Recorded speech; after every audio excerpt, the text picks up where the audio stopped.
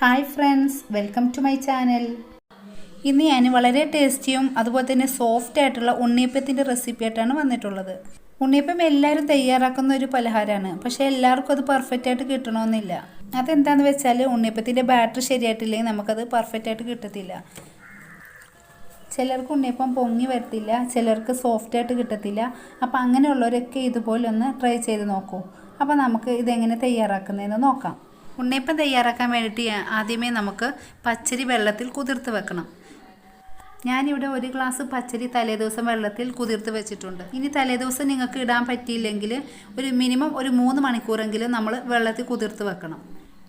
ഇനി ഇതിലോട്ട് വേണ്ടത് ശർക്കരപ്പാനിയാണ്. കുറച്ച് വെള്ളത്തിൽ ഞാൻ 1/2 കപ്പ് ശർക്കര ഉരുക്കിയെടുത്തതാണ്. പിന്നെ കുറച്ച് തേങ്ങാക്കൊത്ത് വേണം, 2 പാളയത്തോടൻ പഴം വേണം. ഈ ശർക്കരപ്പാനിയിലാണ് നമ്മൾ അരി അരച്ചെടുക്കുന്നത്. അപ്പോൾ വേറെ വെള്ളമൊന്നും ആഡ് ചെയ്യുന്നില്ല.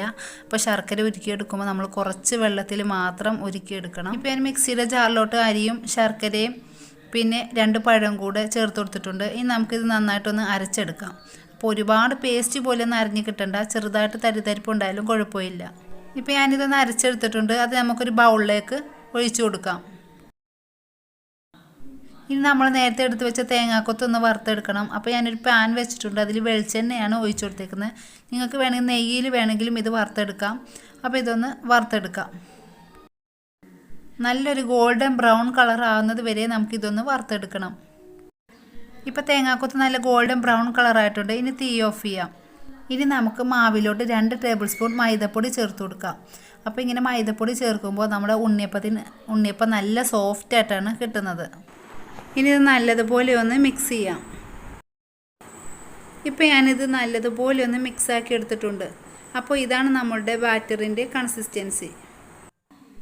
ഇനി ഇതിലോട്ട് നമ്മൾ നേരത്തെ വറുത്ത് വെച്ച തേങ്ങാക്കൊത്ത് ഇട്ട് കൊടുക്കാം. അപ്പോൾ ഞാൻ ആ എണ്ണയും കൂടെ ചേർത്താണ് ഇതിലോട്ട് ഇട്ട് കൊടുത്തിട്ടുള്ളത്. പിന്നെ നമുക്കിതിലോട്ട് 1 ടേബിൾ സ്പൂൺ എള്ളും കൂടെ ചേർത്ത് കൊടുക്കാം.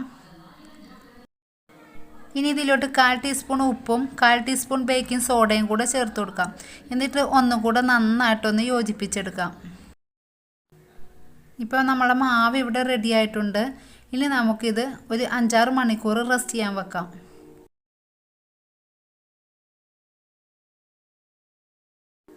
ഇപ്പോൾ 6 മണിക്കൂർ കഴിഞ്ഞിട്ടുണ്ട്. നമ്മുടെ ഉണ്ണിയപ്പത്തിൻ്റെ മാവ് ഇവിടെ റെഡി ആയിട്ടുണ്ട്.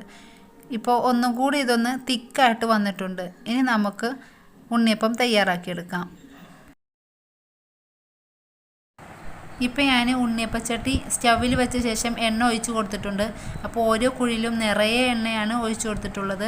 ഇനി എണ്ണ നന്നായിട്ട് ചൂടാകുമ്പോൾ നമുക്ക് ഇതുപോലെ മാവ് കുറേശ്ശെ ഓരോ കുഴിയിലും ഒഴിച്ചു കൊടുക്കാം.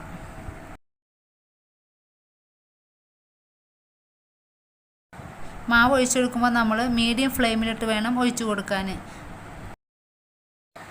പെട്ടെന്ന് തന്നെ നമുക്കിത് തിരിച്ചിട്ട് കൊടുക്കാം. ഇപ്പോൾ എല്ലാം ഞാൻ തിരിച്ചിട്ട് കൊടുത്തിട്ടുണ്ട്. ഇനി നമുക്ക് ഗോൾഡൻ ബ്രൗൺ കളറാകുമ്പോൾ എണ്ണയിൽ നിന്ന് കോരി മാറ്റാം.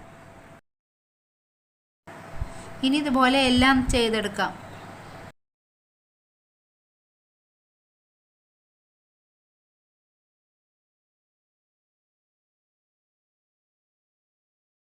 അപ്പോൾ ഇതാ കണ്ടില്ലേ, നമ്മുടെ സോഫ്റ്റ് ആയിട്ടുള്ള വളരെ ടേസ്റ്റി ആയിട്ടുള്ള ഉണ്ണിയപ്പം റെഡി ആയിട്ടുണ്ട്. അപ്പോൾ എല്ലാവരും ഒന്ന് ട്രൈ ചെയ്യാം. Thanks for watching.